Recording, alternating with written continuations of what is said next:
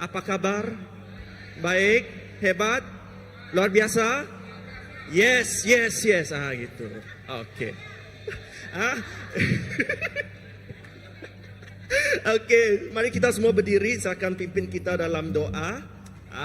Sangat puji Tuhan boleh berjumpa dengan kita semua di sini. Ini minggu keberapa kita buat sesi?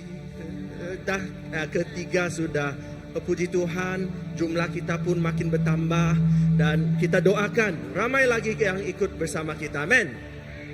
Mari kita berdoa. Allah Bapa kami yang di syurga, kami memanjatkan kesyukuran kami kepada Engkau. Kerana Engkau adalah Allah yang baik, Engkau adalah Tuhan yang maha kuasa, yang maha hebat.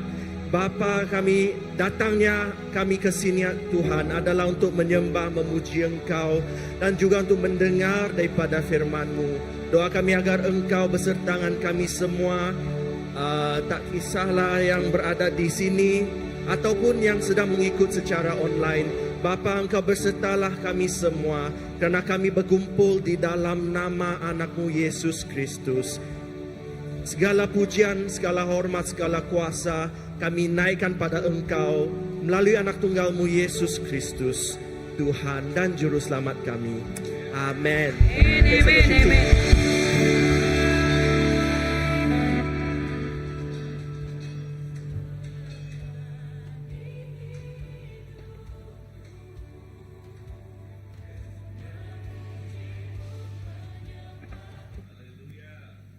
Haleluya, haleluya.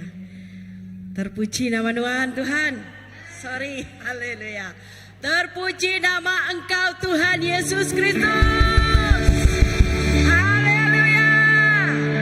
Selamat datang ke sesi servis kedua CBC. Mari datang ke hadirat-Nya yang kudus. Haleluya.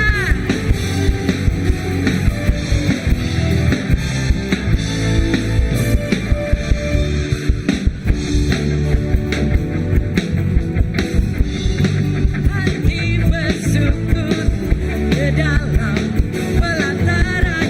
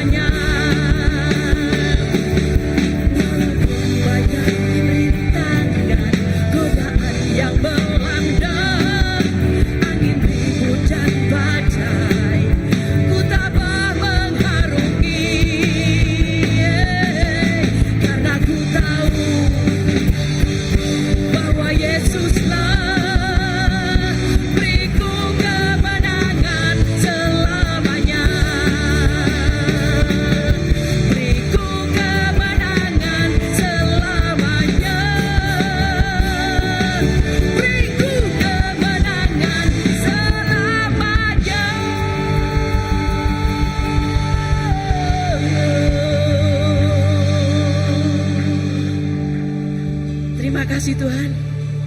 Beriku kemenangan selamanya. Beriku kemenangan selamanya. Amin, amin. Haleluya, Jesus. Engkaulah sumber kemenangan kami. Engkaulah sumber segala-galanya bagi kami, Tuhan. Terima kasih, Jesus. Haleluya. Haleluya. Begitu besar kasih-Mu ya Tuhan. Haleluya. Haleluya, Jesus. Haleluya.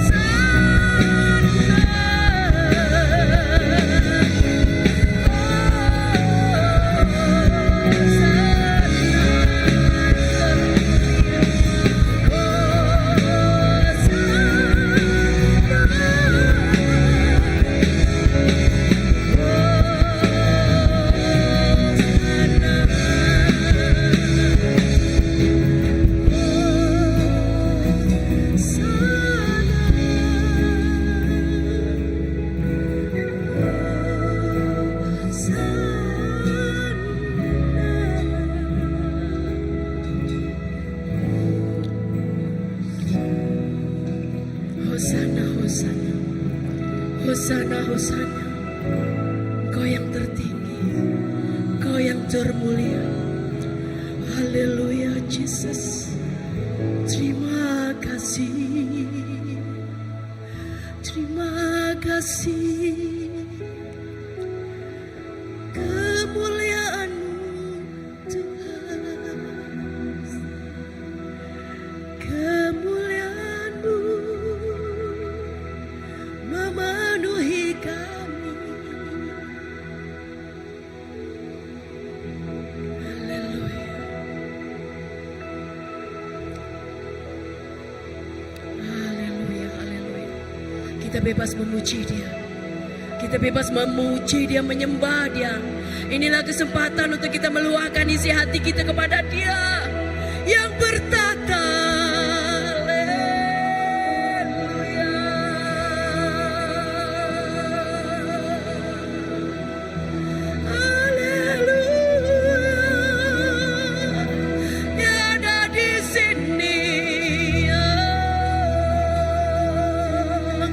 Terima kasih Roh Kudus, Roh yang lemah dan lembut, Roh yang mengasihi,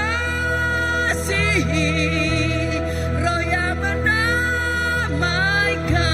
Oh, haleluya. Tiada yang seperti-Mu, tiada yang seperti-Mu Tuhan. Haleluya.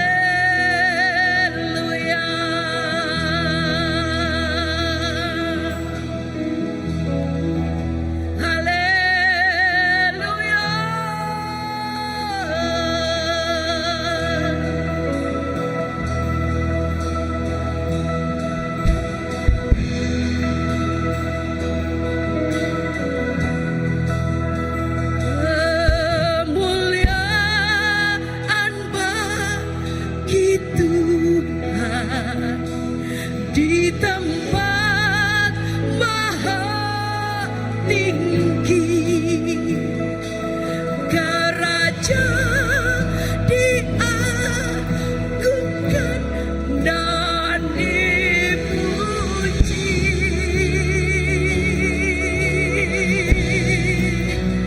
Datanglah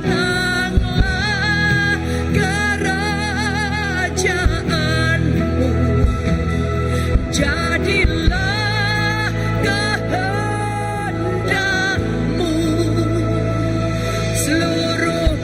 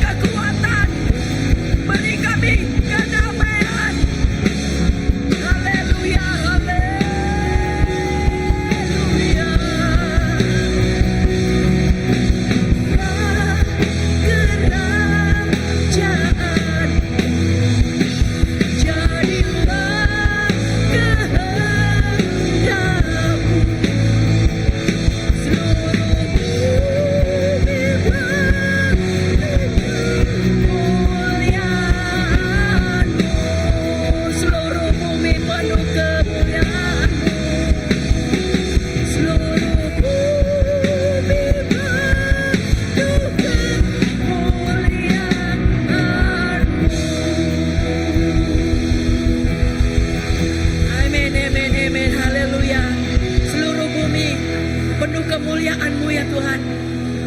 Seluruh hidup kami ya Tuhan penuh dengan kemuliaan-Mu. Terpuji nama-Mu Tuhan, terpuji nama-Mu.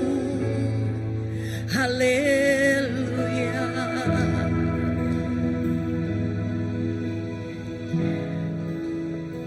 Haleluya. Kami memuji kebesaran-Mu ya Tuhan. Kami muji kebesaran-Mu ya Tuhan. Haleluya. Kami memuji kebesaran-Mu.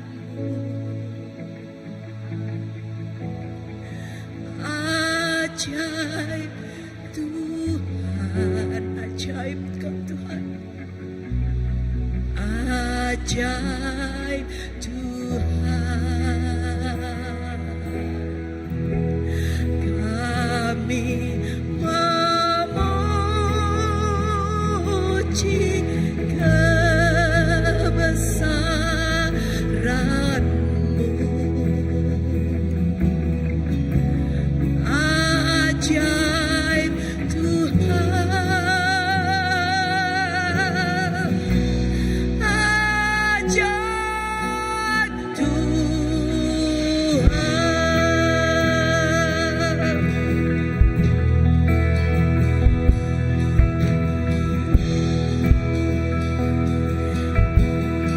Haleluya Yesus. Kami memuji kebesaran-Mu ya Tuhan. Kami memuji kebesaran-Mu. Ajaib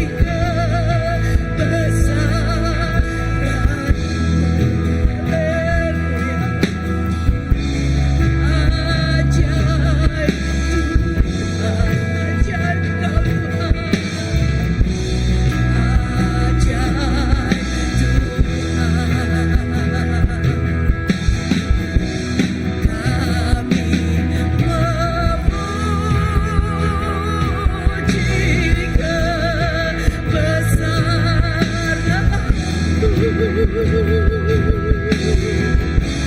Ajaib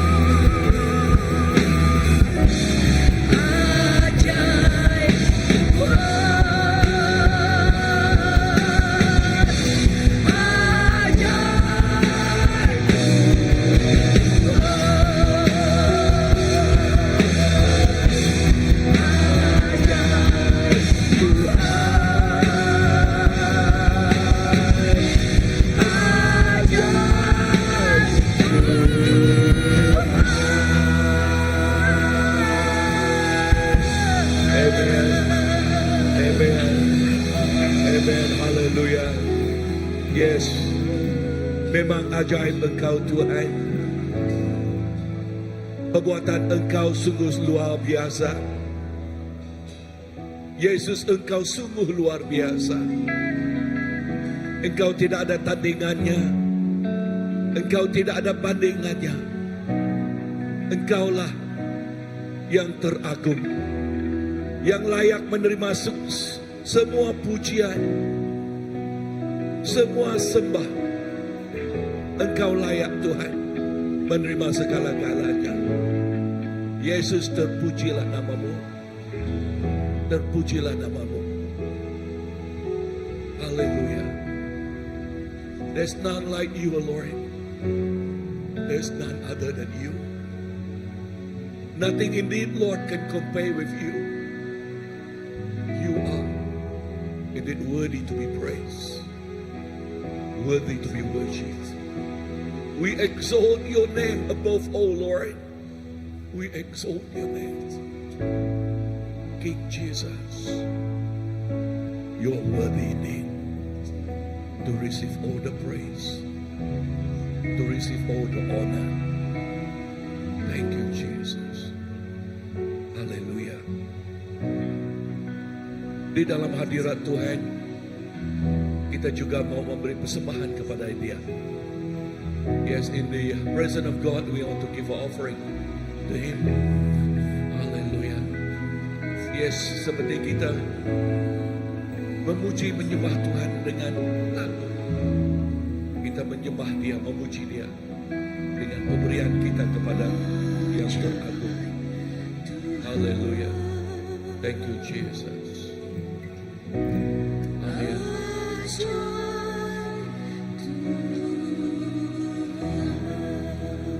Thank you, Jesus.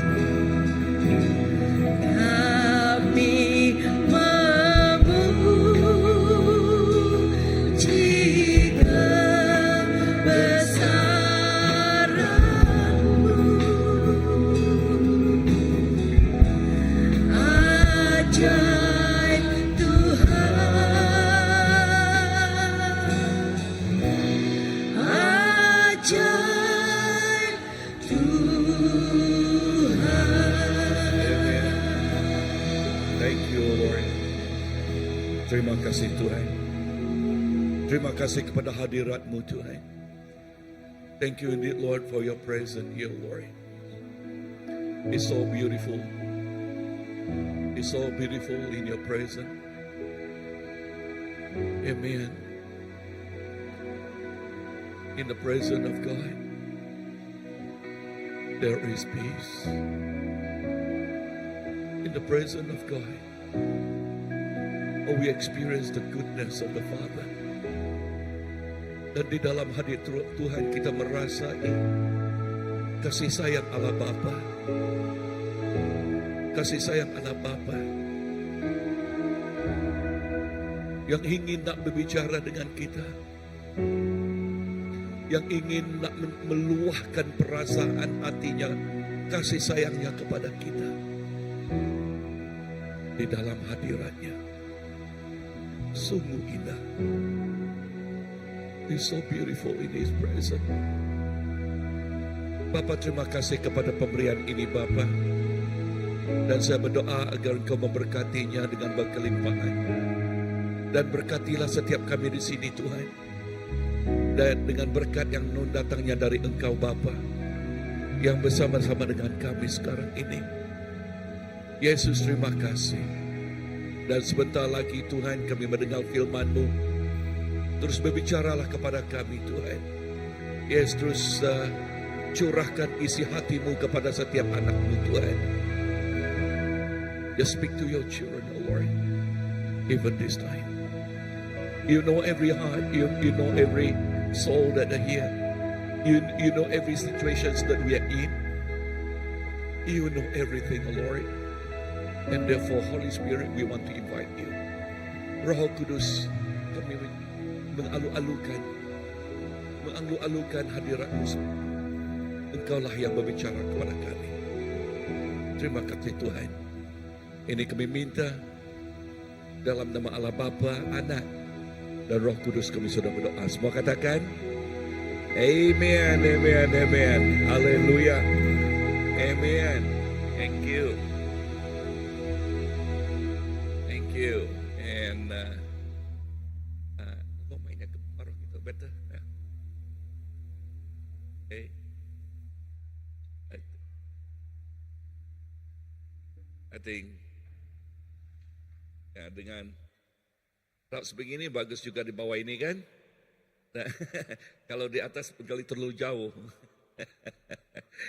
Amen. Dan sekali lagi, ya selamat datang kepada semuanya kita di sini. Amen. Tepukkan tangan kepada semua. Haleluya. Kita mengalu-alukan kedatangan semua kita. Lebih lagi kita mau mengalukan kuasa Roh Kudusnya. Dan dia terus berbicara, bercakap dengan kita. Seperti apa yang saya katakan tadi, dia mengetahui, dia mengenal setiap insan, setiap anak-anaknya di sini. Keadaan kita, ya, dan kegembiraan, keluhan hati kita, Tuhan mengetahui segala-galanya. Tetapi bila kita bersandal, bila kita berpaut kepadanya, dan bila kita menyerahkan kepadanya, He will take full control. Amen. Dia yang mengambil segala-galanya. Dan dengan ini, petang ini, Tabita yang khotbah untuk kita. Okay, wow, yeah. Amen. Haleluya. Haleluya. Dan Tuhan Yesus, kami berdoa dan menyerahkan anak ini Tuhan kepada tangan Engkau. Engkau mengurapinya sekarang Tuhan. Berbicara melalui dia Bapa. Terima kasih Tuhan. Di dalam nama Yesus kami sudah berdoa. Amen. And wait. Tinggi sangat nih.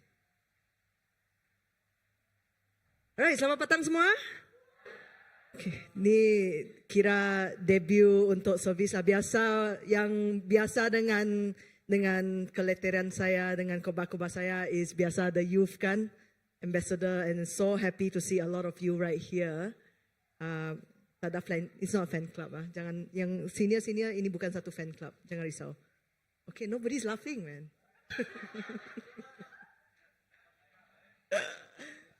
Anyway, I'm so excited to be here. I'm so excited untuk kerana berkongsi dengan kamu semua satu firman yang saya rasakan Tuhan telah letakkan di dalam hati saya sejak awal tahun ini. And saya rasa ini juga berkaitan dengan apa yang pastor-pastor kita telah berkongsi dalam beberapa minggu yang lepas. So the first Sunday kita mempunyai servis petang atau servis PM ini. Pastor Graman telah mencabar kita, he challenged us to think how we can take part in CBC. Kerana bila kita ada servis kedua ini adalah untuk sebuah visi yang lebih besar. Dia telah menyatakan bahawa kita adalah garam dan terang. Seperti yang dikatakan di Matius 5 ayat 13 dan 16. Dan jika anda berada di sini pagi tadi atau anda telah mengikuti servis pagi tadi, Pastor Graman juga telah mengulangkan mesej ini pada servis pagi tadi. Dan minggu yang lepas, Pastor Philip juga telah mencabar kita untuk mencari terdahulu kerajaan Allah. Ini terdapat di Matius 6 ayat 33. Dan untuk supaya kita tidak anxious, kita tidak gelisah untuk perkara yang di dunia ini kerana Tuhan akan memberi segala yang kita perlukan. Ada amen? Tuhan akan memberi segala yang kita perlukan. So, if I can have the slides. Sebenarnya saya mau membawa ini kepada satu, saya bukan sengaja nak mensirikan ini. I'm not trying to serialize this, tetapi secara there's something divine about this bila Tuhan menyatakan semua ini daripada satu sermon yang telah Tuhan Yesus berikan di Matius 5 hingga 7, which is called Sermon on the Mount. This photo saya pinjam daripada Bible Project. If you have not checked out the resources they have on Bible Project, do check them out. It really teach you to membaca Alkitab untuk semua yang Alkitab ajarkan. And in this whole so-called series, ini bermula daripada apa yang Tuhan Yesus ajarkan on Sermon on the Mount. Now, what is Sermon on the Mount? Sermon on the Mount atau in BM khotbah di atas bukit, kadang orang cakap macam itulah. Pernah dinyatakan sebagai 2000 perkataan yang telah mengubah sejarah. It's 2000 words that changed history. Kenapa saya mengatakan begini? Siapa di sini selalu mengikuti perkembangan politik? Pernah sebelum orang pilihan raya ada satu manifesto kan? Sermon on the Mount atau Matius 5 hingga 7 adalah manifesto. Sebuah manifesto yang Tuhan Yesus nyatakan kepada gerejanya, kepada orang yang mendengarnya pada waktu itu. Sebagai satu background latar belakang sejarah, waktu itu Israel merupakan sebuah tanah yang telah dijajah oleh Empire Rome. Selalu kalau kita baca buku sejarah, we read in our history textbooks, perasaan dijajah itu sangat susah kan kalau bila kita dijajah. Kita dimiskinkan oleh penjajah kita, semua sumber-sumber yang kita ada, semua tanah-tanah yang kita ada diambil oleh kuasa penjajah.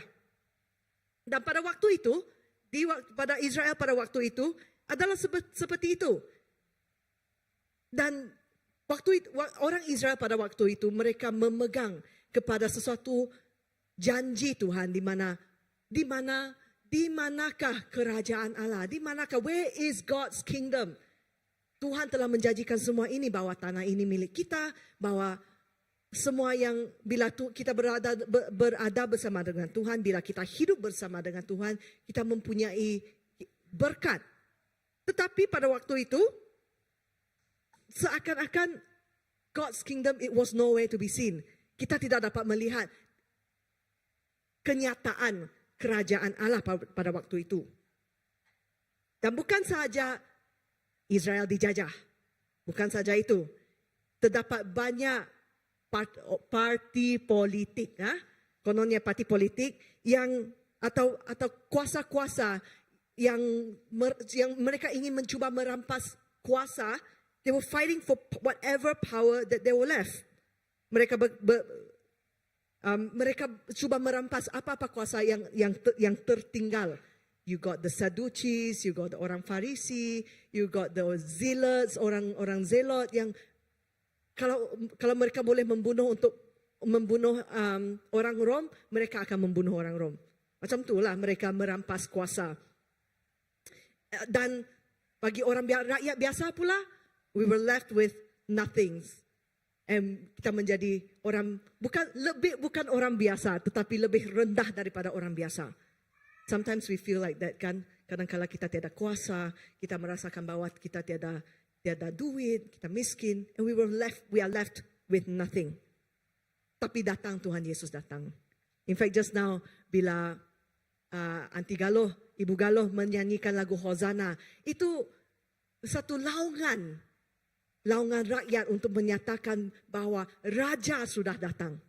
Dan Raja Yesus, dia datang dan katakan kerajaan Allah ada di sini.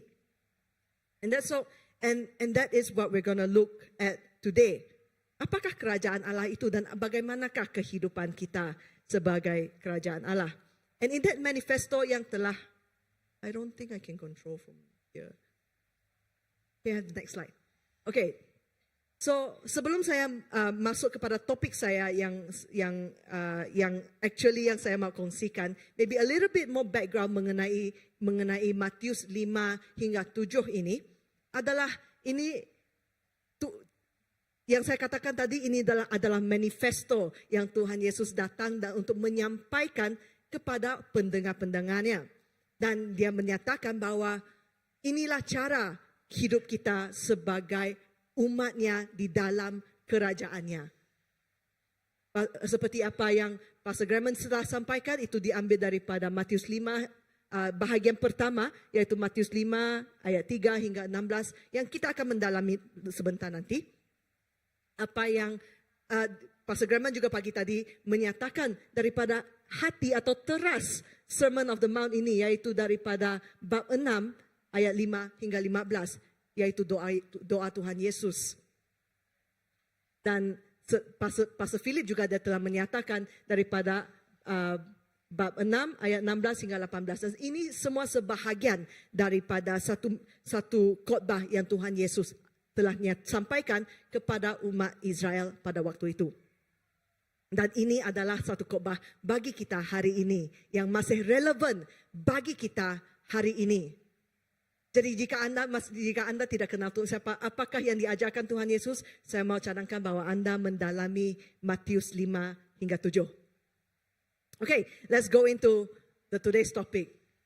Hari ini saya mau membawa kita untuk sama-sama melihat apakah kehidupan yang diberkati. Kerana Tuhan Yesus dia membuka khotbahnya dengan menyatakan berkat kepada semua orang yang mendengarnya. He opened the Sermon on the Mount by declaring blessing, berkat atau kata-kata bahagia di dalam sesetengah versi Alkitab. Kata-kata bahagia kepada semua orang yang mendengar. Kata asal di berkat atau bahagia ini adalah Ashrei di dalam bahasa Ibrani. Ashrei ini bermaksud berjalan dalam sukacita, walking with joyfulness. Ini juga berkaitan dengan kehidupan kita. Adakah kita mempunyai kehidupan yang bahagia? Adakah kita mempunyai kehidupan yang diberkati? Atau are we enjoying the good life? The good life, Ashrei. Ini adalah sebuah jemputan Tuhan Yesus kepada kita untuk mengambil bahagian di dalam kerajaannya. It's an invitation to participate in this kingdom. Jadi oleh kerana ini sebuah jemputan, dia menyatakan siapa yang harus masuk kepada kerajaannya. Mari kita baca bersama-sama Matius on the screen. Okay, mari kita baca bersama-sama, boleh? Okay, Matius 5 dari ayat 3, 1, 2, 3.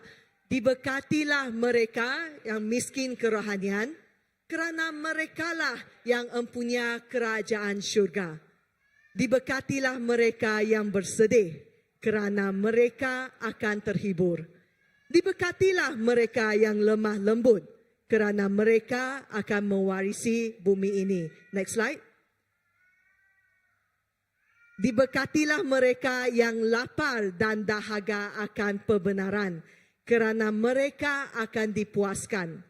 Diberkatilah mereka yang berpengasihan, kerana mereka akan dikasihani juga. Diberkatilah mereka yang suci hati, kerana mereka akan melihat Allah. Next slide. Diberkatilah mereka yang menamaikan manusia, kerana mereka akan dipanggil anak-anak Allah. Diberkatilah mereka yang dianiai demi kebenaran, kerana kerajaan syurga untuk mereka. Diberkatilah kamu apabila orang menghina, menganiaya dan memfitnahmu dengan segala yang jahat kerana-Ku. Bersukacita dan bergembiralah kerana besar ganjaranmu di syurga. Begitu juga para nabi zaman dahulu dianiaya. Next slide. Kamu adalah garam bumi.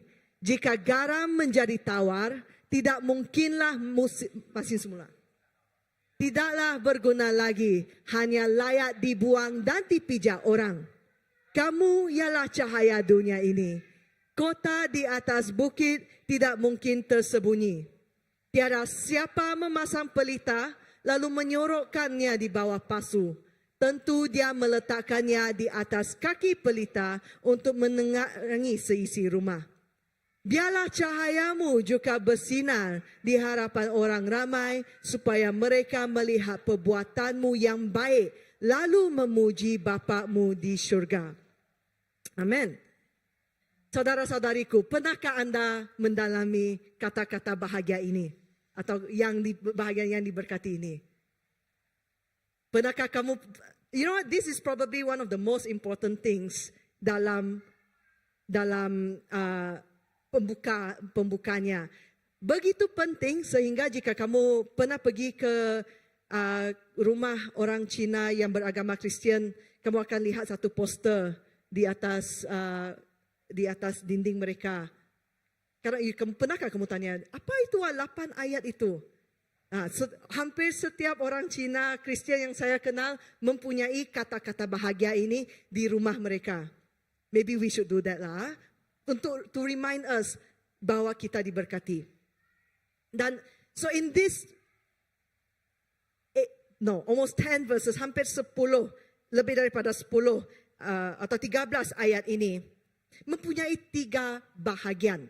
There are 3 parts to the Beatitudes. Bahagian yang pertama adalah di ayat 3 dan 5. Can we have the next slide? Ya, bahagian pertama di ayat yang ketiga hingga 5 ini berkaitan dengan yang miskin, yang bersedih. The previous slide. Okay. Ya. Yang miskin, yang bersedih dan yang lemah. Bahagian kedua adalah terdapat di dalam ayat 6 dan 8. Dan ini berkaitan dengan bagaimana kita berbaik dengan Tuhan dan juga manusia. Bahagian ketiga yaitu terdapat di ayat 9 hingga 11, yaitu jalan yang mencabar sebagai orang yang mempercayai Tuhan Yesus. Dan ini semua membawa kepada satu ending atau satu kesimpulan kecil di ayat ke-13 dan ke-16, di mana Tuhan Yesus membawa jemaat yang mendengar atau umat-umatnya yang mendengar kepada satu gambaran. Gambaran apa? Gambaran garam. Yang pertama adalah gambaran garam.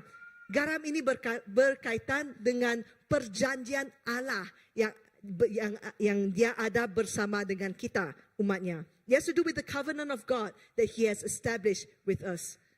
Garam ini adalah satu preservative atau preservative in BM, pengawet. Dan bila kita mengawet sesuatu, makanan itu akan tahan selama yang mungkin. I have this, malulah saya mau cakap ini, tapi saya ada satu jar limau yang saya mengawet dari tahun 2020 di dalam almari saya, di dalam dapur saya. Dan sampai hari ini limau tu masih sedap.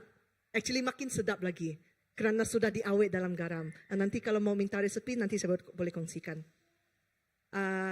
Tapi sedap lah bila you drink it with 7-Up. Apa maksud saya, apa yang saya mau katakan di sini adalah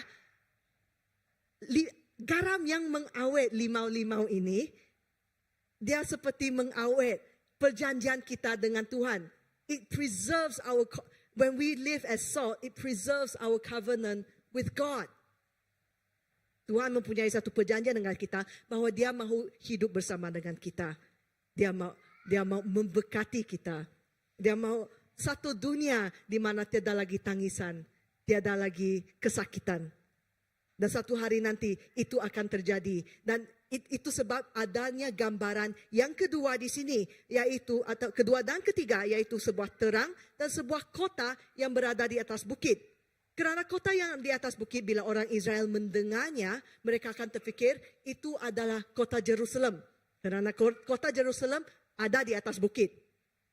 Dan orang yang jauh dari even 2-3 batu yang jauh, mereka dapat melihat kota Jerusalem pada waktu itu. You guys yang pernah pergi ke KL, pernah lihat Genting daripada Genting kah? Kamu tahu Genting Resort, Genting Highlands? Ya, tempat Genting. And always dari office saya di KL, di Bukit Bintang, sometimes hotel saya lah, bukan office saya, tapi hotel saya, kalau waktu malam saya dapat melihat Genting. Kamu tahu betapa jauh KL ke Genting? Hampir 2 jam kamu bawa kereta. Tapi kamu masih dapat lihat. Itulah yang dinyatakan oleh Tuhan Yesus kita di sini. Bila kita menjadi terang, orang betapa jauh pun dapat melihat kemuliaan Tuhan yang mendiami di dalam kita. So,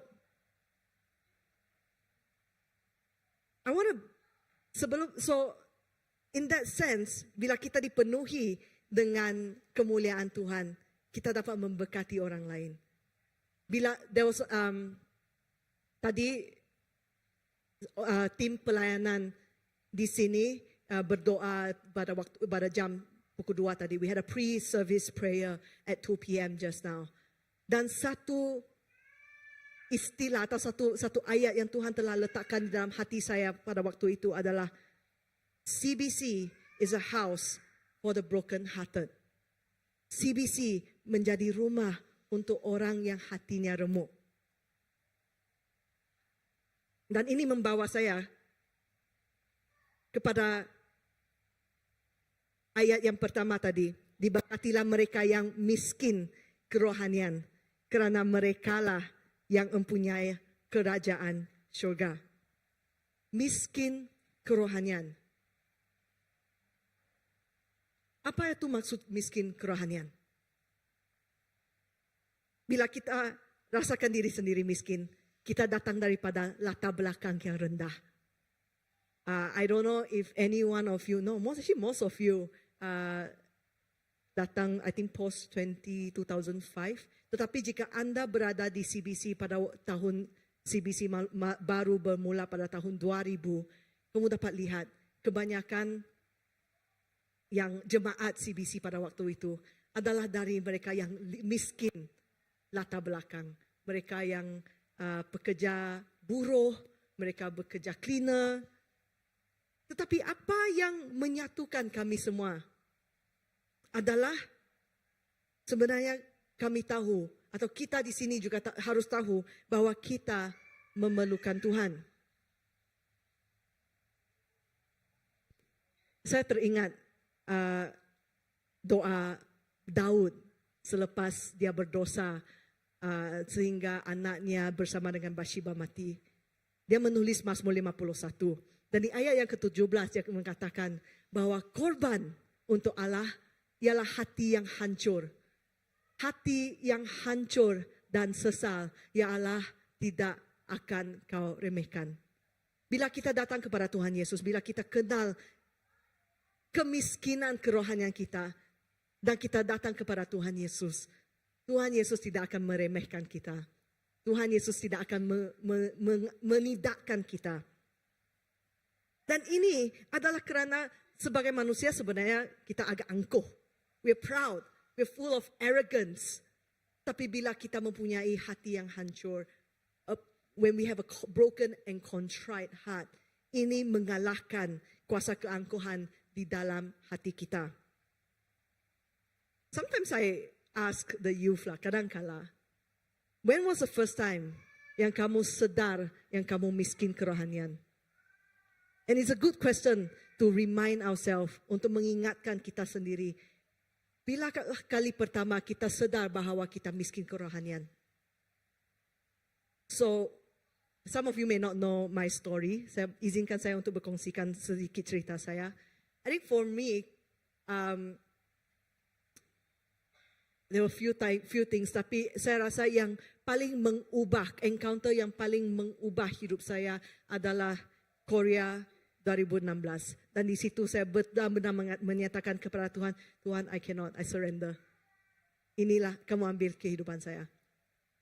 A lot of you, kamu kenal saya dari kecil. Kamu lihat saya sebab saya berada di CBC sejak permulaan. Dan sebagai anak pastor, it's very easy to datang ke gereja dan orang berdiri kamu ikut berdiri, orang haleluya kamu ikut haleluya. Tetapi and then you perform. Okay, dia seperti satu performance. Tetapi hati saya pada waktu itu keras. I just do things, supaya untuk menunjukkan bahwa actually anak Pastor Graham quite nice, boleh agak tidak nakal lah. I don't know about you, but that was my life. Okay. Saya masa waktu saya di sekolah menengah, saya ketua pengawas, tetapi saya ketua pengawas yang tolong Samseng untuk cover, kalau mereka bergaduhkan, saya akan cover dan saya akan minta upah. Apa upah saya? Yang apa nama dulu? Peter Sylvester Lights yang hijau tu.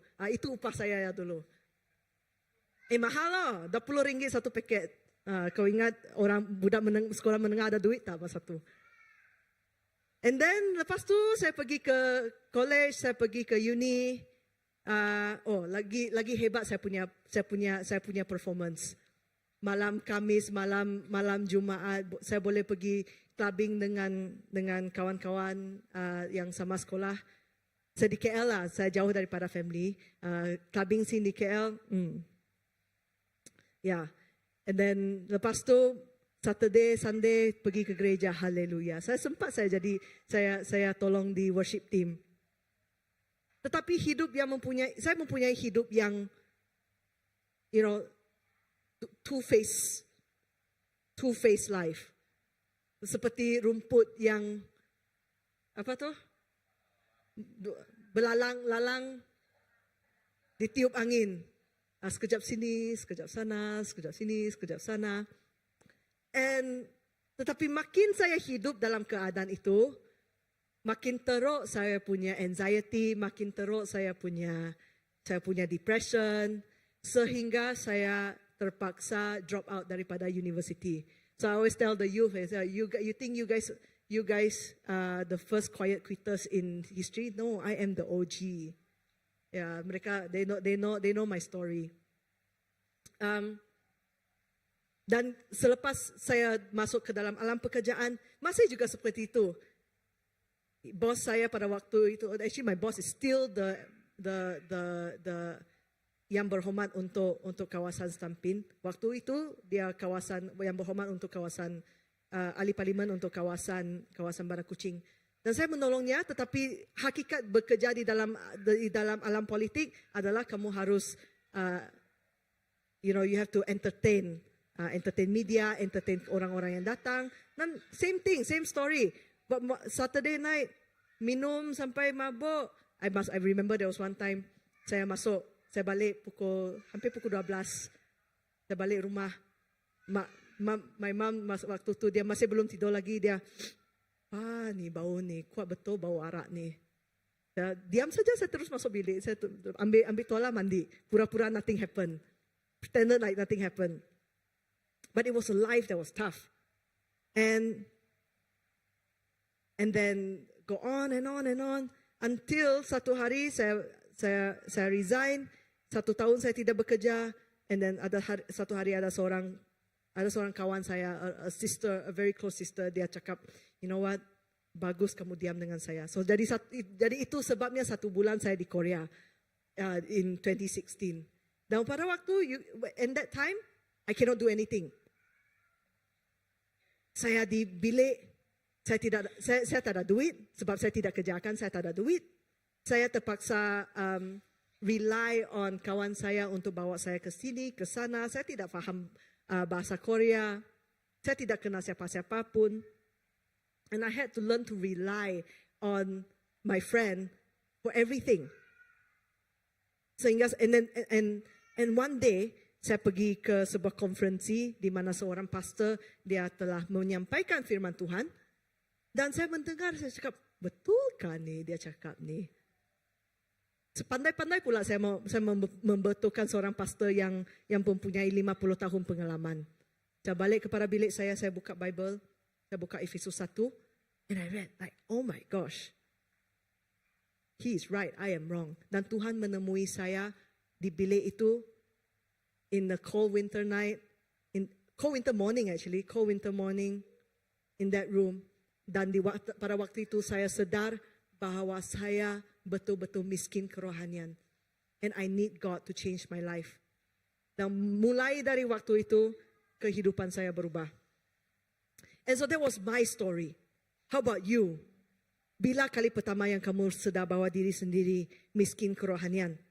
Dan bila kamu sudah sadar kemiskinan kerohanian itu, datanglah kepada Tuhan Yesus. Seperti di ayat yang ada di atas skrin ini, hati yang hancur dan sesal, dia tidak akan meremehkan. Dan bila kita sadar akan itu, biarlah setiap hari, every day, serahkan diri kepada Tuhan. Every day, seperti apa yang Pastor Philip berkhotbahkan minggu lepas. Mari kita sama-sama carilah kerajaan dan juga kebenarannya. Kerana janjinya pada ayat ini adalah merekalah empunya kerajaan syurga. Mereka yang mempunyai hati yang hancur dan sesal. Kerajaan syurga adalah milik anda. Dan satu lagi yang kita harus sedar bahwa ini bukan milik anda seorang saja. Kerana bila kita mencari Tuhan bersama-sama, kita akan menjadi sebuah community. Kita akan menjadi sebuah gereja. Dan itu sebab kenapa kita ada house group, kita ada ibadah, kita ada kebaktian. Dan kita sering berkumpul bersama-sama. Kerana kita boleh mencari Tuhan bersama-sama dengan satu sama lain. Untuk menggalakkan satu sama lain. Untuk mencari kerajaan Tuhan bersama-sama. Dan ini membawa saya kepada bahagian yang kedua. Yaitu bila kita sedar akan kemiskinan kerohanian kita, jika kita akan mempunyai satu respon secara emosi, yaitu kita bersedih. Kesedihan ini adalah satu respon emosi kepada kehilangan, kepada dosa kita. Actually, I am really moved to see bila ada kematian di CBC, and especially pada waktu ini bila we just lost a friend, a really close friend of ours a few days ago. Dan kita sebagai satu community iman, sebagai satu keluarga iman, kita datang bersama-sama, bersedih bersama-sama, mengangkat saling mengangkat. Kerana itu adalah apa yang community membuat. That's what a community does. And so with that morning, bila kita bersedih, sebenarnya tanpa kesedihan, kita tidak dapat mengalami joy, kita tidak dapat mengalami sukacita, kita tidak dapat mengalami penghiburan. Di Mazmur 34 ayat 18, Tuhan merapati atau Tuhan dekat orang yang patah hati dan menyelamatkan orang yang menyesal. Bila kita bersedih, Tuhan rapat dengan kita dan kita dapat mengalami satu penghiburan. We experience comfort. Not just, and God sometimes, kadang-kala, the thing is, when we experience a loss, sometimes we question, di manakah Tuhan? Kadang-kala kita bertanya, di manakah Tuhan pada waktu ini bila kita bersedih? Tuhan menunjukkan, menggunakan kita sebagai sebuah community untuk datang bersama dan merapati orang yang tengah bersedih itu.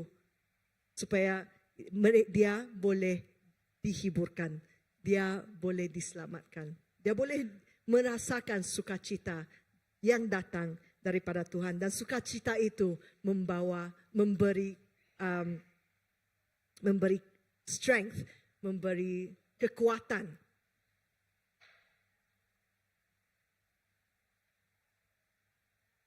The next thing is, mourning is essential to growth. Kesedihan ini penting untuk kematangan kita. Mazmur 126 menyatakan, orang yang sentiasa pergi sambil menangis membawa benih untuk disemai, pasti akan datang lagi dengan bergembira, membawa hasil tuaiannya. Those who sow in tears will reap in joy. Ada dua, when we talk about mourning, sowing in tears and reaping in joy, sebenarnya ada syarat di sini. There is a condition. I want to show you guys this comic. You guys tahu Snoopy kah? Komik Snoopy. So di dalam komik ini, Snoopy adalah salah satu karakter daripada ramai-ramai budak-budak yang di dalam kartun itu. And the main don't zoom in yet. So the main character di dalam kartun Snoopy ini adalah sebuah anak lelaki yang dipanggil Charlie Brown. Charlie Brown adalah pemilik Snoopy atau tuan punya Snoopy. Charlie Brown mempunyai seorang kawan namanya Lucy. Lucy ni, how do I describe Lucy? Dia sangat bossy. Dia fikir dia sendiri bos kepada budak-budak di kawasan kampung itu atau kawasan perumahan itu. So setiap tahun Lucy akan bermain American football dengan Charlie Brown. So dia ada satu bola, kira macam bola rugby. Dia cakap, Charlie Brown, jom main bersama dengan saya. So dia letak bola itu di atas tanah supaya Charlie Brown boleh menyepak. Pakai skill lah, susah nak sepak. Dia mau menyepak bola itu.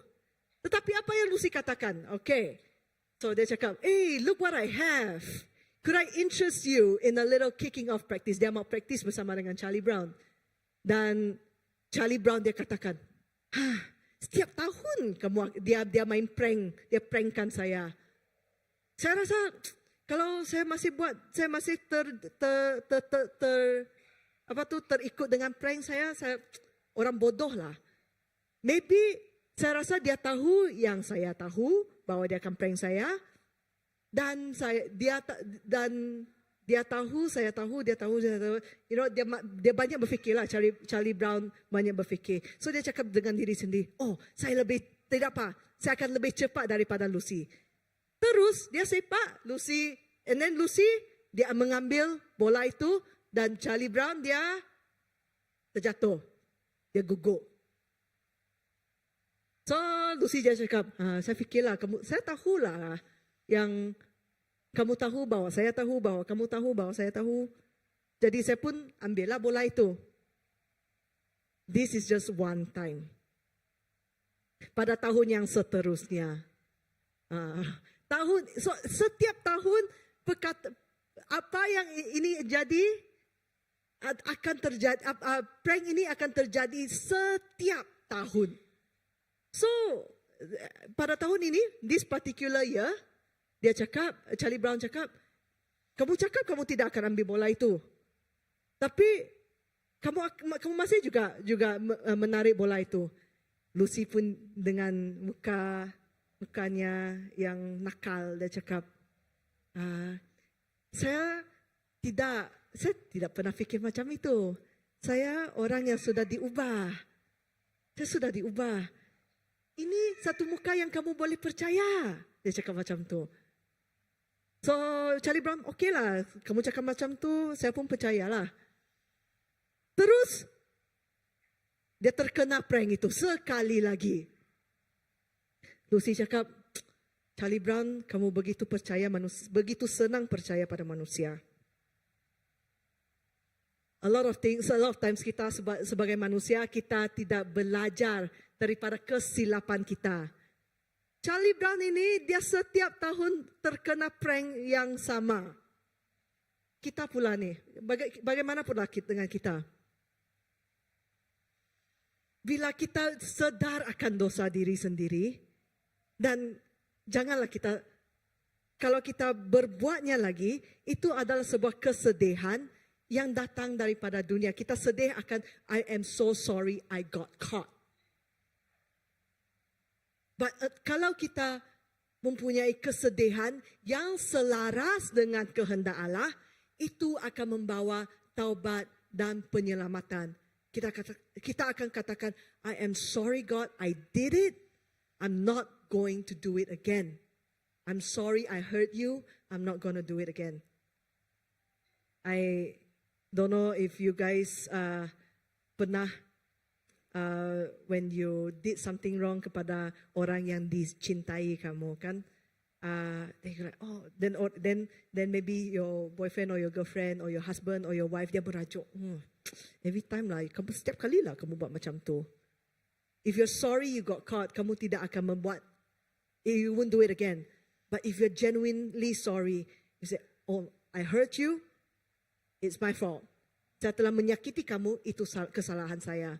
Saya tidak akan membuatnya lagi. And so this is dua jenis kesedihan ini, kita harus tahu apakah perbezaannya. We have to know the difference.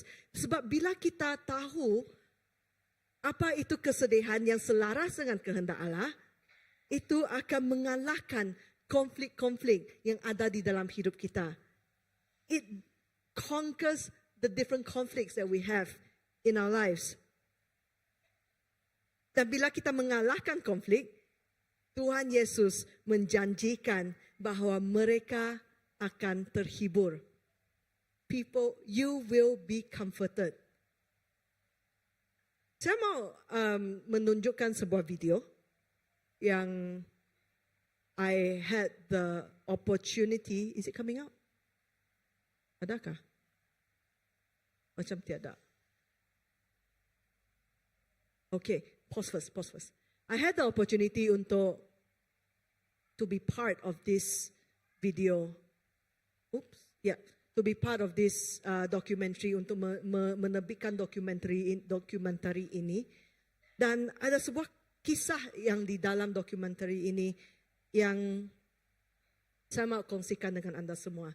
Kita tonton dulu, nanti kita akan kembali. Saya akan kembali. Nuan kan abang.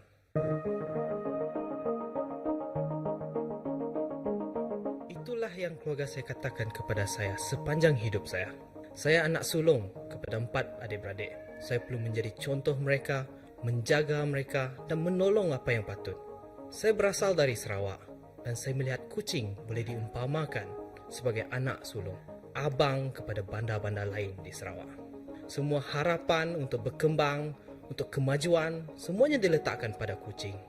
Dan kucing terpaksa menjadi contoh bagi bandar-bandar lain. Tahukah anda, kucing mempunyai lebih kurang 700,000 orang dan lebih kurang 45% adalah di bawah umur 25 tahun. Pendapatan dan kos kehidupan orang kucing adalah antara yang tertinggi di Sarawak. Dan ini dicerminkan dengan gaya hidup yang pantas dan mewah. Tetapi kucing yang saya kenal bukannya sebegitu.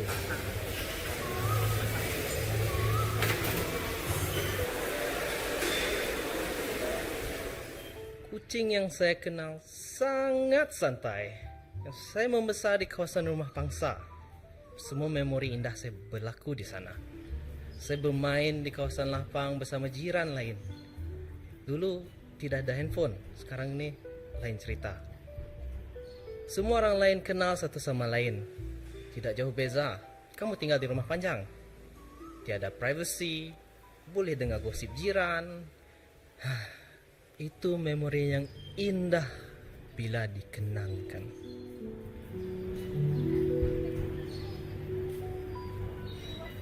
Tetapi semua kemajuan dan perkembangan yang ada di kucing, semuanya terjadi terlalu cepat dan serentak, sehingga kan saya merasakan ini terlalu banyak. Orang muda seperti saya cuba untuk mengejar kemajuan ini, tetapi di dalam aliran kemajuan ini kami kehilangan jati diri. Kami mempunyai tekanan untuk hidup menurut gaya hidup yang terkini. Nampak canggih kan? Semakin banyak tempat minum dibuka di kucing. dan kawan-kawan saya sering mengajak saya pergi. Kalau saya tidak pergi, saya dituduh alim. Semua tekanan gaya hidup ini membuat saya rasa gelisah dan ini membuat saya ragu-ragu tentang jati diri saya. Dari Februari sehingga Julai tahun 2024, kajian Alpha Malaysia menunjukkan bahawa kira-kira 3 daripada 5 belia kucing bergelut dalam kegelisahan dan tekanan dalaman. Jika didalami isu-isu tersebut, kajian kami mendapati bahawa mereka berkait rapat dengan faktor-faktor takut gagal dan tekanan untuk berjaya dalam hidup. Apabila kita lihat dengan lebih dalam lagi, ternyata belia-belia kucing didapati paling bimbang akan isu kesihatan mental, rasuah dalam kerajaan, kos sara hidup yang tinggi dan tiada perpaduan politik. Jadi para belia, secara rumusannya, apa yang anda bimbangkan sebagai seorang belia jelas menggambarkan nilai-nilai murni yang anda telah terapkan dalam diri anda. Oleh itu, marilah sama-sama kita renungkan sebagai satu komuniti, apakah yang dapat kita lakukan agar keresahan ini dapat dikurangkan dan seterusnya membina komuniti yang sihat sejahtera.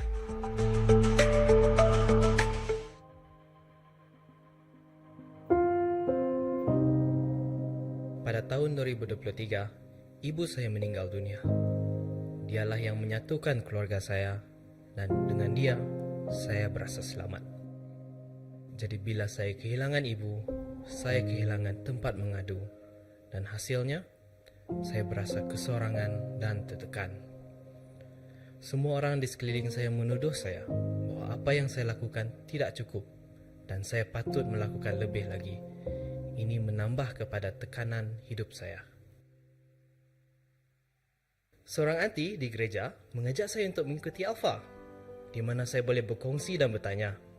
Saya sebenarnya risau pada mulanya, tetapi bila saya berkongsi, kawan-kawan saya di Alpha, mereka mendengar saya. Bukan saja begitu, tetapi saya mendapati bahawa ramai di sekeliling saya juga mempunyai soalan yang sama dan pergelutan yang sama seperti saya. Saya menemui sebuah komuniti melalui Alpha. Di situ jugalah saya menemui Tuhan yang menunjukkan siapa saya di dalamnya. Saya cinta kucing. Saya gembira melihat perkembangannya. Tetapi orang muda seperti saya mencari ruang untuk berkongsi isi hati mereka. Bolehkah kamu menyediakan ruang itu?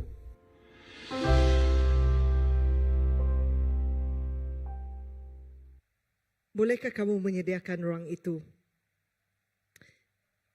Bila kita melihat dokumentari yang telah kita lihat tadi, kamu boleh lihat kita di Kuching ni, kita bersedih tentang banyak perkara. Ada yang bersedih tentang keadaan masyarakat kita. Ada yang bersedih tentang apa yang mereka melalui secara personal. Persoalan yang di sini adalah, adakah kita menjadi sebuah komuniti yang menolong semua yang bersedih ini untuk dihiburkan? Macam mana kita mau membawa penghiburan itu? Macam mana kita boleh menjadi sebuah komuniti yang menghiburkan orang? Di dalam komuniti ini, ada juga yang merasakan diri sendiri lemah. Di Matius 5 ayat 5, it actually says lemah lembut. Mereka yang lemah lembut. Tapi mereka yang lemah lembut ini, dia ada banyak maksud yang tersirat di dalam perkataan lemah lembut ini. Perkataan lemah lembut ini menyatakan kepada satu sikap, bukan saja menyatakan kepada satu sikap yang menyerah diri kepada kehendak Tuhan, yang takut akan Tuhan. There is also a deeper meaning where you feel like, I'm just unimportant. Saya tidak penting langsung.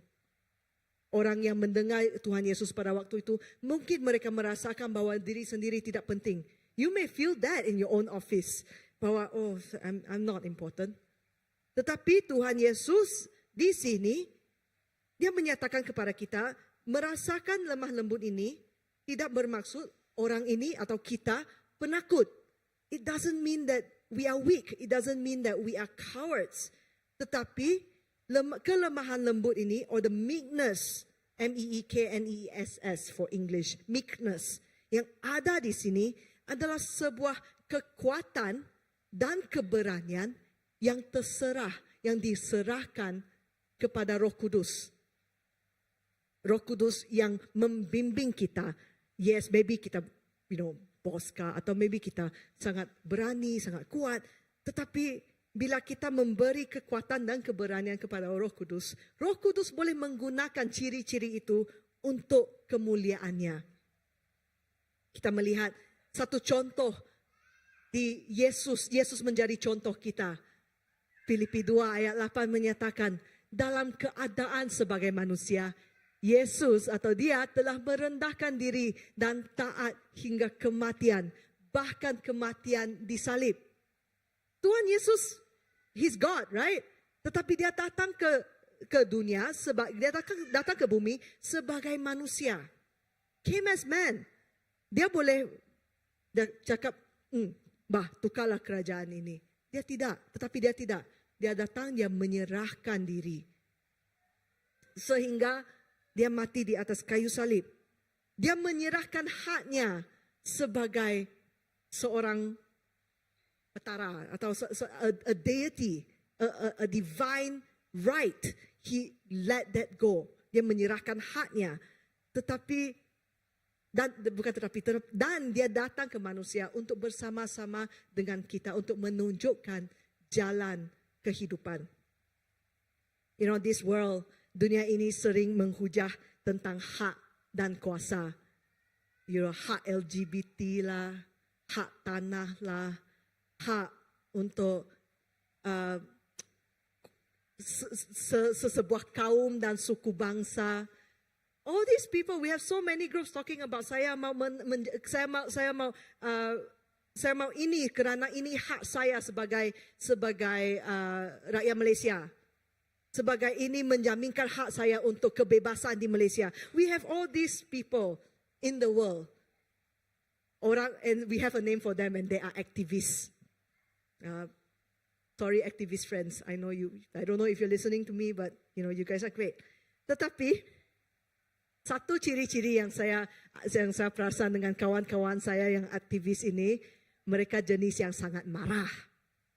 Pernahkah kamu lihat pergi ke so BDC ada satu kopitiam. It's called what? It used to be called A1. Sekarang dah tukar nama saya rasa, tapi kita biasa dengan panggilan A1 lah. And then kemudian ada civil servant yang lama, yang tua-tua, mereka duduk di sana kan. Wah, tiap pagi macam, ayah, paha GPS ya macam ni. Sorry. Apa perintah begitu? Apa mula perintah tu? Every day mereka banyaklah komen sini. Dan tone mereka selalu sangat marah. Jalan yang Tuhan Yesus menyatakan kepada kita di sini adalah untuk menjadi lemah lembut, untuk menyerahkan kemarahan itu kepadanya, untuk menyerahkan kekuatan dan keberanian itu kepada Tuhan Yesus. Bila kita mempunyai sikap lemah lembut yang diberi oleh Tuhan Yesus, yang diberi oleh Roh Kudus, itu akan mengalahkan kemarahan. A lot of times, actually, it's not just the uncle aki-aki yang duduk di Aliong sana tu, bukan Aliong, A1 sana tu. Not just them. Actually, kita juga yang berada di tempat kerja kita. Sometimes kan bila kita bekerja sama dengan colleague kita and then things tidak smooth lah, atau even in uni when we are in a group project kan, ada banyak group project di uni. A lot of times, kenapa lah dia macam ni? Dan ada banyak ketegangan di sekolah, di tempat kerja. Bila kita menyerahkan semua kegelisahan, keresahan ini kepada Tuhan, kita bermula untuk menggunakan komunikasi dan saling mendengar untuk menyelesaikan semua masalah, semua ketegangan ini. Dan when we do that, kita menjadi garam dan terang di tempat kerja kita, menjadi garam dan terang di sekolah kita. It is not in what we preach, but it is in what we do. Bukan mengenai apa yang kita nyatakan di tempat-tempat itu, tetapi ini mengenai tentang bagaimana kita membawa diri sendiri di tempat kerja kita, di sekolah kita. Kalau kita ingin melihat revival terjadi di gereja atau di kota Bandar Kuching atau di Sarawak atau di Malaysia, itu semua bermulanya dari diri sendiri. Adakah kita menyerahkan ciri-ciri yang kita ada kepada Roh Kudus untuk dipakai Roh Kudus dan menjadi garam dan terang di mana-mana kita berada. Dan bila kita menyerahkannya,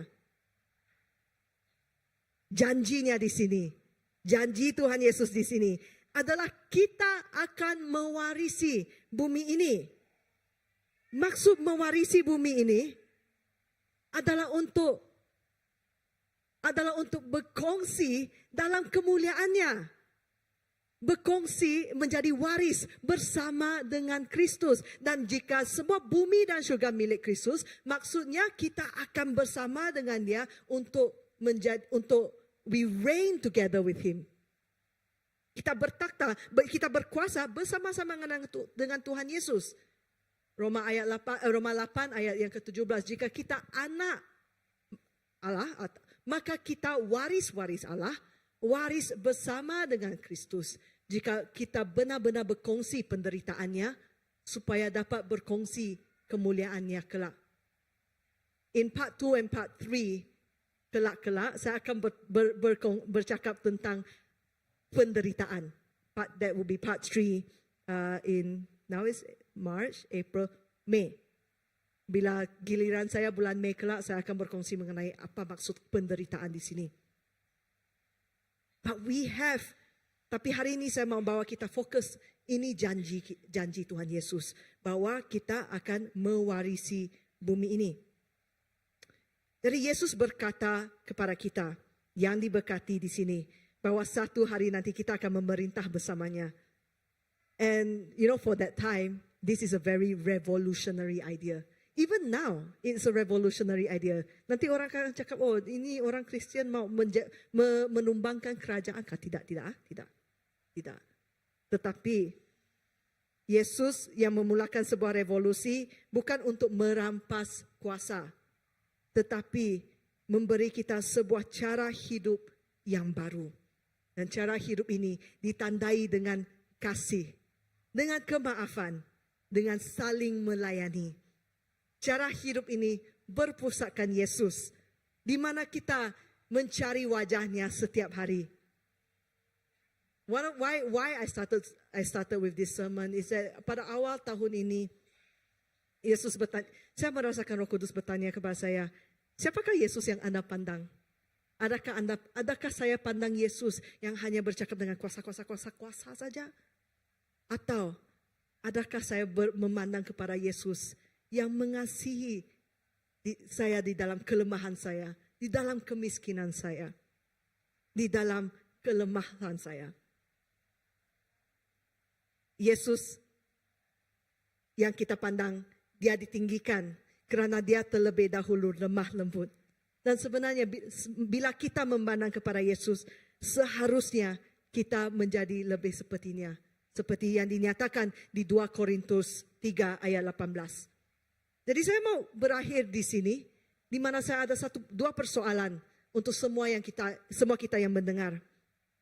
Yang pertama, bila Anda mendengar kata-kata bahagia ini, bila Anda mendengar yang diberkati ini, adakah ini mengingati Anda kepada kemiskinan kamu, kesedihan kamu, kelemahan kamu? Jika ini mengingati kamu tentang semua ini, saya mau menjemput Anda untuk datang kepada Yesus kerana kerajaan syurga milik Anda. Atau, and saya rasa most of us fall in this category, yaitu kita sudah berada di dalam kerajaan syurga. Adakah kita melihat mereka yang miskin, yang bersedih, yang lemah di sekeliling kita? Whether is it in our workplace, in our school. Jika Anda melihat, saya ingin menggalakkan kita untuk meminta satu urapan baru daripada Tuhan untuk menjadi ruang yang selamat bagi mereka. Seperti yang kita lihat dalam video tadi. kawan saya itu, ini cerita benar. Dia telah menemui sebuah ruang yang selamat di mana dia boleh bersedih dan Tuhan boleh menemuinya dalam kesedihannya. Adakah kita menjadi ruang yang selamat bagi mereka? Atau jika kita belum lagi menjadi ruang yang selamat itu, mari kita sama-sama meminta kepada Tuhan untuk membuka mata kita untuk melihat mereka yang memerlukan Tuhan Yesus. Marilah kita sama-sama menjadi garam dan terang bagi kota kita, bagi negeri kita, bagi bangsa kita. Itu saja yang saya mau kongsikan. Saya kembalikan masa ini kepada Pastor Graham untuk menyimpulkan kita. Thank you. Amen. Mari kita berdiri ya. Terima kasih kepada Tabitha yang menyampaikan firman Tuhan pada petang ini. Dan ini juga mengingatkan kepada kita. Seperti apa yang saya katakan pagi tadi. Ya, kita harus berjuang. Berjuang untuk siapa? Berjuang untuk hati yang remuk ini. Berjuang untuk hati yang ingin akan Tuhan ini. Berjuang ya kepada mereka yang benar-benar memerlukan Allah Bapa, memerlukan kasih sayang ini. Amen. Dan ini amat penting bagi kita. Bagi kita yang di dalam kerajaan Allah. Ya, di dalam kerajaan Allah ini. Sebab di dalam firman yang Tabitha sampaikan tadi, inilah mengenai karakter kerajaan Tuhan. Karakter kita yang di dalam kerajaan Tuhan. Dan macam manakah kita membawa diri kita di dalam kerajaan itu. Dan kita sebagai family CBC. Ya, kita sebagai family, keluarga CBC. Ya, kita mau benar-benar, ya, seperti apa yang Pastor Philip katakan, kita mau mencari, kita mau mencari kerajaan Allah dan kekudusannya. Amen. Dan pagi tadi saya mengatakan kita harus berjuang untuk menjangkau mereka ini, mereka dengan hati yang remuk ini.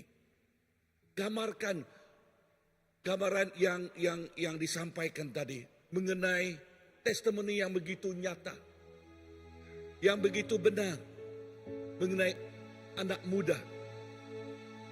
Jikalau dia tidak dijangkau, jikalau anak muda ini tidak dijangkau, ya, tidak ada orang yang berjuang untuk dia, macam manakah keadaan kehidupannya? Macam manakah masa depannya? Adakah dia terus menjadi mangsa atau menjadi pemenang? Adakah dia akan terus dipinggirkan, tertindas, atau anak Tuhan berjuang untuk mereka ini? Dan ini yang diseru, ini yang dikehendaki. This is the desire of the heart of our Father, the desire of the heart of our Jesus. Jesus in need of you and me. Jesus in need people that know Him. Who berjuang untuk bersama dengan Dia. He intercede for us, right? Is it true? Our King Jesus intercede for us. He prayed for us. He prayed for us. You ever read Hebrew 12? The cloud of witness. There's somebody just overheard it. I cannot remember who was that. When we in the wake service of what is that? Of our good friend is then somebody saw, hey, Uncle Tino is here. Somebody saying that, right? Who's saying that? Aja. Okay, but this is just like story lah. But what I'm saying is this. I mean, look at Roman 12, right? The cloud of witness. What are these people doing? These people are Hebrew 12, okay, not Roman. Hebrew 12. These people are urging us, applauding us, encouraging us. You know what applause come? Come on, go man, go man. Yes, meaning encouraging us. The message this afternoon is urging us, urge us, menggalakkan kepada kita atau berseru,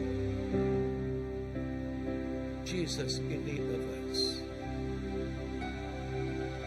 Message bagi tadi, kita harus berjuang dan berjuang untuk jiwa-jiwa yang hilang, untuk hati yang remuk, untuk yang tertindas. Sebab Tuhan kasih akan semua. Thank you, Lord.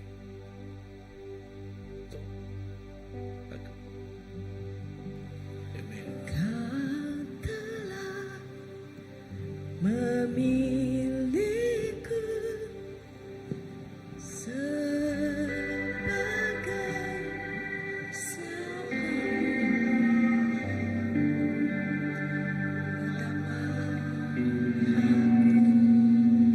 bersyukur padamu, ya Tuhan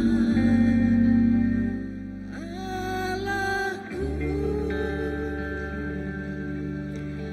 Kau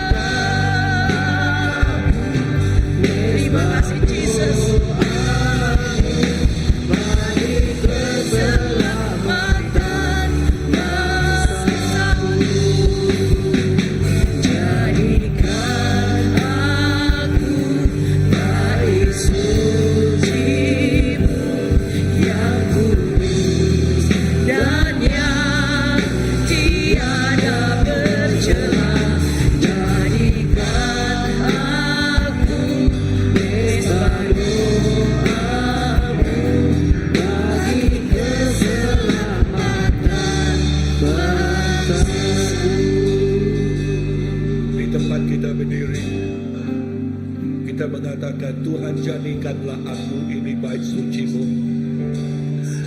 Jadikanlah aku ini Tuhan Yesus belajar untuk dipakai oleh Engkau Bapa, berjuang di dalam kehidupan rohani ini Tuhan, di dalam kerajaan Engkau. Inilah kehidupanku Bapa, dan itu juga keinginan hati ini. Keinginan hati ini. Di tempat kita berdiri, kita mau berdoa bersama-sama. Bapa, saya berdoa untuk setiap anak-anak-Mu Tuhan.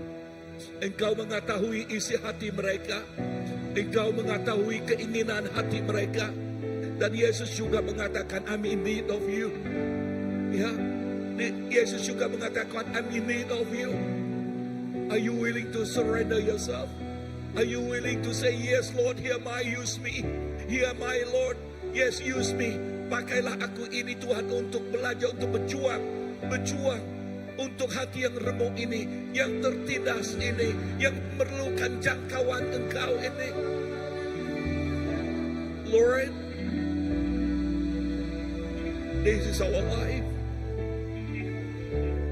Lord, this is my life. This is my life, Lord, use me. Inilah hidup aku Tuhan. Inilah hidup kami. Yesus, terima kasih. Terima kasih Tuhan. Terima kasih sebab Engkau menyintai orang. You surrender yourself for the sake of others. You surrender yourself for the sake of reaching, touching and changing the life of people. You surrender yourself. Jesus. Lord, this is my prayer again. Inilah doa saya Tuhan. Dan kami mengatakan, ini kami Tuhan. Pakailah kami. Thank you Lord. Pakailah kami. Thank you Jesus.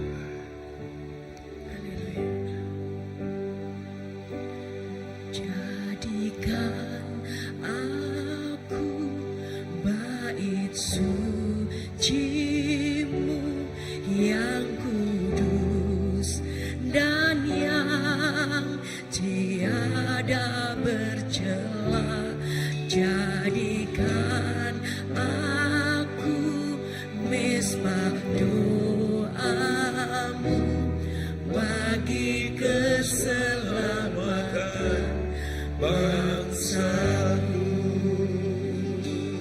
Jadikan aku bait suci-Mu yang kudus dan yang tiada bercela. Jadikan aku mesbah doa-Mu bagi keselamatan bangsaku. Jadikan aku, oh, jadikan kami Tuhan yang kudus, tiada bercela. Jadikan aku mesbah doa-Mu, ya Tuhan.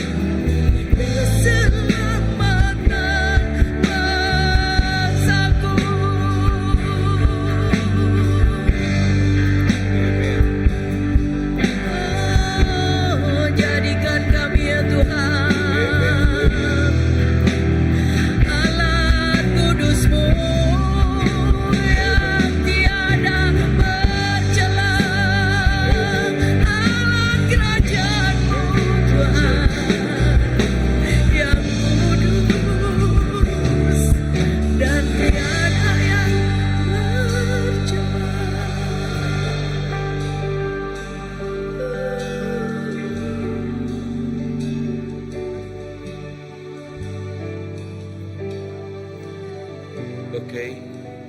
Dan kita berdoa, kita tahu kawan-kawan kita yang belum mengenal Tuhan kan, your colleague, ya. Dan jikalau kamu masih sekolah barangkali yang sama seangkatan dengan kamu, your classmate, your schoolmate kan. Okay. Dan saudara mara yang kita tahu yang belum mengenal Tuhan atau yang kita juga tahu mereka struggle ya di dalam kehidupan mereka, ya struggle dengan alkohol barangkali, struggle dengan merokok barangkali atau kehidupan yang begitu cuai. Ya, kita menggunakan keadaan ini, ya kita menggunakan masa ini untuk berdoa. Amen. Can we do that? You know your friend, right? Okay, so you just mention the name of your friend. You know, as all of us, semua kita di sini ada kawan-kawan masing-masing ya. And those that you know belum mengenal Tuhan, kita berdoa untuk mereka. Ya, amen. Ayo kita berdoa. Haleluya Bapa, terpuji namamu swastiastu. Kami berdoa Tuhan.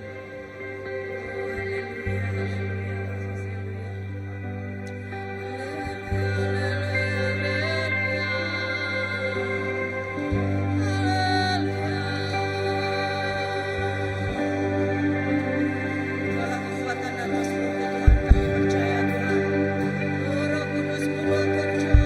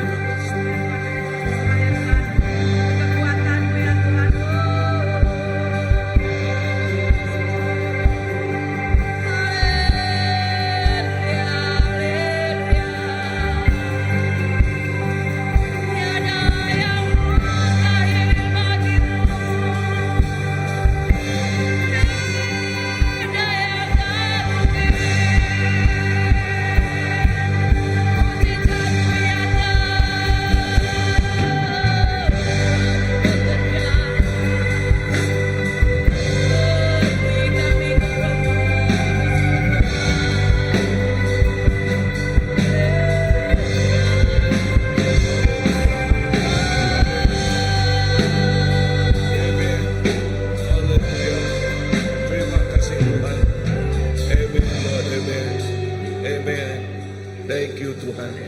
Terima kasih Yesus. Amen. Amen. Bapa, terima kasih. Terima kasih Tuhan. Sebab Engkau sudah mendengar keluhan dan semua doa yang kami telah panjatkan kepada Engkau. Dan doa kami Tuhan Yesus, agar sekarang juga Engkau menyentuh mereka. Bahkan waktu mereka tidur malam ini, mereka juga dalam mimpi Engkau menemui mereka Tuhan. Engkau menemui mereka ini. Hati yang remuk ini yang memerlukan Engkau. Kehidupan yang merasa tertindas ini yang memerlukan Engkau. Bapa, inilah waktunya. Inilah masanya. Kebangkitan rohani terjadi. Yes, kebangkitan rohani terjadi. Hallelujah. I felt the Lord is so pleased dengan juang kita tengah hari ini. Yes, kita seperti berjuang untuk mereka yang tertindas ini. Kita seperti berjuang untuk keselamatan mereka. Terima kasih. Hallelujah. Dan kita mau berdoa sebelum kita meninggalkan tempat ini. Kita mau berdoa supaya Tuhan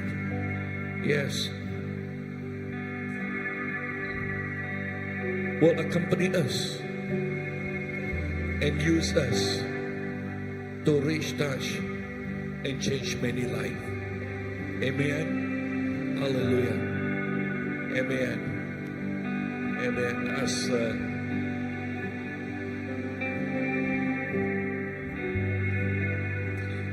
Thank you, Jesus.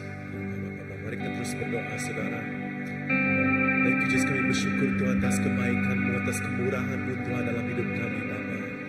Tuhan, pada petang ini juga Yesus, Kau tahu Tuhan setiap hati kami di sini, Bapa. Dan kami ingin nyatakan Tuhan bahwa kami perlu Kau. Kami hanya Tuhan Yesus ingin Engkau Tuhan bekerja terus lagi Tuhan bagi setiap pribadi di sini, Bapa. Dan Tuhan, setiap di mana kami Tuhan berada selepas ini Tuhan, oh Tuhan Yesus, balik kami dari tempat ini Yesus, kami terus ingin Kau untuk berbicara secara pribadi dengan kami, Bapa. Holy Spirit Tuhan, Roh Kudus Engkau Tuhan terus bekerja juga Tuhan Yesus bagi setiap kami di sini Tuhan, agar apa yang kami dengar, agar apa yang kami perolehi Tuhan Yesus daripada message pada petang ini Tuhan terus Tuhan tinggal dalam hati kami, dalam juga pikiran kami, Bapa. Dan Tuhan, sebaliknya dari tempat ini juga Tuhan, kami perlu penyertaan Engkau Tuhan. Dan kami serahkan Tuhan setiap family Tuhan, setiap keluarga Tuhan Yesus di sini juga dalam tangan-Mu Tuhan. Agar Tuhan Yesus damai-Mu, kasih sejahtera, damai sejahtera Tuhan, kasih karunia-Mu Tuhan terus menyertai setiap kami, Bapa. Terima kasih Tuhan sebab Engkau Tuhan yang mengasihi, Kau Tuhan yang hidup, dan Kau terus menyertai kami Tuhan untuk sepanjang minggu ini nanti juga, Bapa. Thank you Lord, we love you. Kami bersyukur Tuhan Yesus atas penyertaan-Mu. Di dalam nama Tuhan Yesus kami berdoa dan bersyukur. Semua katakan amin. okay, the Lord bless you, the Lord keep you, and the Lord bless you richly. Amen. Okey, sebelum kita semua kembali ke rumah masing-masing, ada sedikit pengumuman. Jadi seperti biasa pada hari Rabu kita ada persekutuan doa dan sangat dialu-alukan kita semua untuk hadir berdoa bersama-sama untuk gereja kita, untuk kota kita, untuk apa-apa saja yang perlu didoakan. Itu yang pertama. Yang kedua, pada malam hari Jumaat ataupun untuk kelompok-kelompok tertentu ada acara cell group. Jadi bolehlah kita hadir ke cell group, kumpulan masing-masing. Kalau anda belum lagi berada di dalam mana-mana grup, bolehlah berhubung dengan salah seorang ketua gereja. Mereka akan tolong untuk hubungkan kita dengan kumpulan-kumpulan tertentu. Itu yang kedua. Dan yang spesifik pada hari Sabtu ini, betul? 22 bulan adalah Sabtu ini, jam 3 sehingga 5 petang kita akan ada satu sesi khas untuk para pemuda-pemudi, tetapi rasanya tidaklah terhad kepada pemuda-pemudi saja. Semua dialu-alukan hadir untuk mendengar satu ceramah, talk daripada seorang saudara bernama Isaac Simon. Beliau salah seorang pemimpin youth di gereja Cathedral St. Joseph, tapi juga merupakan kolik kepada saudara Matthew. Alright, saya bukan terlupa nama you, Matthew. Alright, but anyway, kesaksian dia memang mantap, di mana beliau akan menceritakan bagaimana Tuhan mengeluarkan dia daripada masalah-masalahnya ke dalam alright. So basically title dia adalah From Trials to Triumph, Embracing Life's Challenges with Faith and Resilience. Jadi kalau anda ingin anda rasa mau mendengar cerita hidup saudara ini, anda amat dialu-alukan datang. Bertempat di Youth Center di atas sana, jam 3 hingga 5 petang. Rasanya dan satu lagi pengumuman untuk kita semua, nanti jam 7.30 kita akan ada satu acara sembayang di rumah mendiang Caesar yang baru meninggal minggu lepas. Satu acara kira macam penghiburan lah kepada keluarga yang ditinggalkan. Jadi amat digalakkan kita semua untuk hadir bersama-sama, memberi sokongan moral dan juga comfort kepada keluarga yang ditinggalkan. Jadi rasanya itu sahaja pengumuman untuk hari ini, sehingga kita jumpa pada minggu hadapan. Semoga Tuhan memberkati kita. God bless you. Peace. Bye-bye. Tuhan.